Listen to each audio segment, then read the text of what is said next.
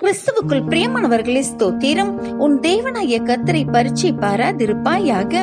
பிரியமானவர்களே, நமது தெய்வமாகிய எசப்பாவை சாத்தான் சோதிக்கும்படியாக, நீர் உண்மையான தேவனுடைய குமாரன் தானே, மேலிருந்து குதியும், தேவன் தமது தூதர்களை கொண்டு உம்மை காப்பார் என்று பரீட்சை பார்த்தான்.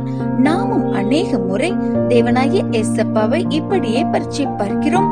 நீரே தெய்வம் ஆனால் இதை செய்யும், எனக்கு அதை செய்யும் என்று அவரை குறைவாக எண்ணி செயல்படுகிறோம்.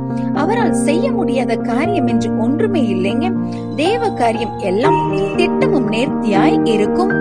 பொறுமையாக காத்திருந்து பெற்றுக் கொண்டால் அதில் நீடிய சமாதானம் இருக்கும். எனக்கு இப்பவே நடக்கணும் என்று நினைத்தால் நன்மையாக அந்த செயல் முடியாதுங்க. மரம் வைத்தால் பழம் வரும் வரை பொறுத்திருக்க வேண்டும். அதே போல் நமது காரியம் நன்மையாய் நடக்க வேண்டும் என்றால் ஜெபத்தின் மூலம் காத்திருந்து பெற்றுக்கொள்ள வேண்டும். அப்பொழுது பலன் நிச்சயமாய் உண்டு. ஆமென்.